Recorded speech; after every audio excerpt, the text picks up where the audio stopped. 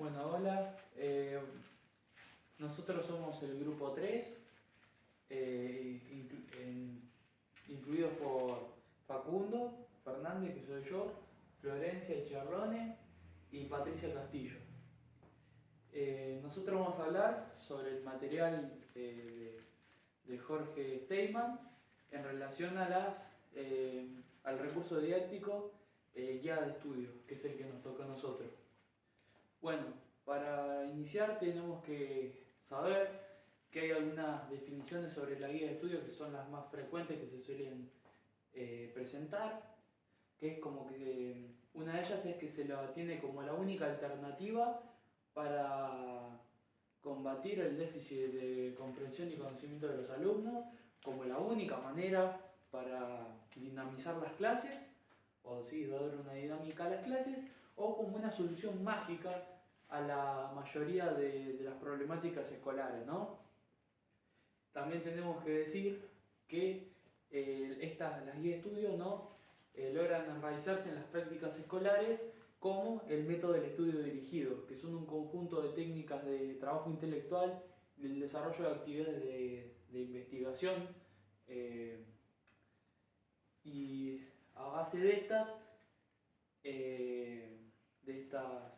método de estudio aparecen, ¿no?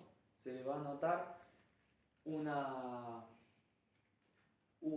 necesidad, ¿no? Va a aparecer una necesidad de generar un método, ¿no? Que sirva para ayudar a la comprensión y abordaje a la hora de estudiar de los alumnos, ¿no?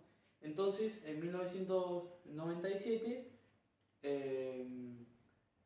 aparece la metodología del estudio, ¿no? Incorporada como una nueva unidad dentro del currículum. Que esta metodología del estudio van a ser un conjunto de técnicas que van a servir para que el alumno pueda, como dijimos anteriormente, poder mejorar su capacidad de comprensión y de estudio. Que a su vez estas técnicas son parte del contenido curricular, como por ejemplo, por dar un ejemplo de estas técnicas, el subrayar un texto o hacer síntesis de un texto o las anotaciones marginales que pueden realizar. Bueno, ahora continuamos con mi compañera Patricia. Siguiendo lo dicho por mi compañero, el autor se cuestiona si hoy en día es posible la utilidad de las guías de estudio dentro del salón. Y él responde que sí es posible siempre y cuando se la considere un recurso entre otro y no un recurso meramente prescriptivo, sino que esto va a tener toda una elaboración por parte del docente. Va a depender de su metodología y del propósito a trabajar en relación a este texto. Ayuda también a la comprensión del texto a través de preguntas claves, en críticas que se pueden hacer al mismo texto o también comparaciones entre diferentes textos. También el autor dice que su elaboración se debe tener en cuenta ciertas consideraciones prácticas en cuanto a sus características. Estas características son como su especificidad, que quiere decir que las guías de estudio no van a reemplazar al texto, sino que es un recurso que debe facilitar el abordaje de ciertas temáticas a partir de esta lectura del texto que se le va a dar. También debe adecuarse a los propósitos que el docente va a trabajar, y esto qué quiere decir que a través de su intervención debe orientar a la comprensión, proponer comparaciones, facilitar diferentes estrategias, generar que los alumnos realicen críticas y demás. Y tiene una característica fundamental que esta guía de estudio dice que es a partir de la resignificación que hagan los alumnos a través del texto trabajado, es que es a partir de ahí donde él va a avanzar con diferentes propuestas que pongan en juego operaciones cognitivas de mayor complejidad. Esto debe hacerse a partir de diferentes propuestas, como por ejemplo propone resolución de actividades. Estos se pueden hacer de manera individual o de manera grupal. Pueden hacer preguntas, plantear cuestionamientos, hacer análisis distintos al texto, como también pueden elaborar la indagación de cuestión de la realidad. En esto se pueden hacer entrevistas, registro de situaciones, observaciones y demás. Siguiendo entonces con los aportes de mi compañera Patricia, el autor resalta la importancia de que la selección o elaboración de las guías de estudio persigan o sean elaboradas con un propósito, que sea coherente y cohesivo con lo que se viene trabajando en clase, con el contexto y con las características del grupo al que se le quiere enseñar. Esta guía de estudio cuenta con una estructura la cual contiene 3 momentos distintos. El primer momento es en donde se propone una lectura global del texto. El segundo momento es en donde se presentan las actividades secuencialmente graduadas. Esto es para favorecer que se realice un análisis parcial de lo que contiene el texto. Y luego el último momento es en donde se trata de recuperar la totalidad integradora de los contenidos del texto. Esto es para favorecer una síntesis final, pero global. Las guías de estudios también tienen un momento de uso. Este puede ser antes de la clase, en cuando los alumnos ya con el material leído pueden tener un nivel más de profundización para que lo hagan de una manera más participativa y sea enriquecedor en la clase. También para no hacer algo totalmente ajeno a lo que es el marco conceptual y que no se fragmente, sino que tiene que ser un proceso analítico de los conceptos. Durante la clase también permite prever necesidades relacionadas con el material necesario para el mantenimiento de los contenidos y no que queden desarticulados sin conexión y sin relación con los textos bibliográficos a trabajar.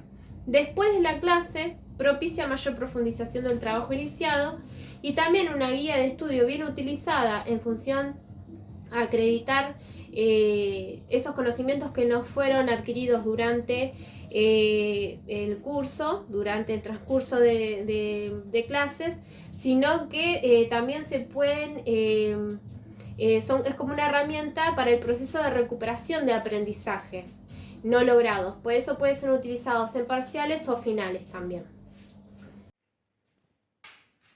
Bueno, a continuación vamos a hablar de lo que puede generar el uso reiterado y la sistematización de las guías de estudio. La primera cuestión es que genera la dependencia a la hora de abordar textos. La segunda es atentar contra la autonomía del aprendizaje, ya que el alumno va a estar esperando la guía de estudio proporcionada por parte del docente para poder abordar el texto y no va a tener una acción de autonomía para poder abordar el texto. No va a tener una iniciativa propia, sino que va a estar esperando esta guía de estudio. Y después, otra cosa que va a generar es descartar otro tipo de perspectiva del mismo contenido, o sea, que a la hora de abordar el texto y seguir esos ítems que tiene la guía de estudio, se va a focalizar en eso y no en otros aspectos que puede tener el texto que pueden ser también muy importantes y relevantes. Para completar lo propuesto por mi compañero Facundo, el autor propone ciertas precauciones a la hora de elaborar una guía de estudios. Una de ellas es que sea elaborada de forma que no pueda ser respondida mecánicamente. Esto es, no incluir palabras clave que puedan ser respondidas simplemente fragmentando la lectura del texto. Además, las actividades no deben quedar desarticuladas entre sí y tienen que tener un correcto tratamiento posterior. Y los requerimientos de opinión sobre el tema tratado en el texto siempre debe estar al cierre. Esto es para que la opinión sea fundamentada. Y por último, que se analice también la inclusión de otros tipos de materiales como viñetas o como recortes humorísticos que también favorezca a la diversidad de lo que se puede contemplar como un material aún con fines pedagógicos. Se pueden cometer errores frecuentemente si no se sabe utilizar bien las guías de estudios. Uno de ellos es, por ejemplo, si es utilizada indiscriminadamente por parte del docente, en el cual no se tiene en cuenta cierto contexto en el que está trabajando los alumnos y nuevas teorías que pueden surgir y contexto sociohistórico en el que se encuentra. También otro error de las guías de estudio es como suplementaria de la figura del docente. ¿Qué quiere decir? Que el docente directamente entrega las guías de estudios para que los alumnos trabajen como ellos puedan hacerlo por sí solos, pero a la vez no hay ninguna intervención por parte del docente ni tampoco es guía del mismo. Otro de los errores vendría a ser que el docente proporcione una guía de estudio que en cambio de ayudar confunda, ya que puede tener una gran complejidad y no cumplir con su propósito debido a su dificultad, a su excesiva dificultad. Y otro error es una guía trabajada en un pseudogrupo. O sea, imaginemos que el docente da una guía de estudio en grupos de 4 alumnos y de que esos grupos de 4 alumnos solamente 1 o 2 se van a poder poner a hacer la guía de estudio, ¿no? Y el resto del grupo no va a hacer nada, va a estar como en recreo. Eso es un error, que solo de ese grupo un porcentaje de alumnos, ¿no? 1 o 2 se pongan a resolverla. La idea es que haya una realización completa de la guía de estudio por grupos, por parte de ese grupo. Los últimos 2 grandes errores que menciona el autor es, por un lado, utilizar la guía de estudio como un simple cuestionario, es decir, plantear o proponer las preguntas o actividades desde los subtítulos. Esto le quita al alumno la capacidad de sintetizar, relacionar entre sí los distintos conceptos que puede llegar a tratar el mismo contenido dentro del texto.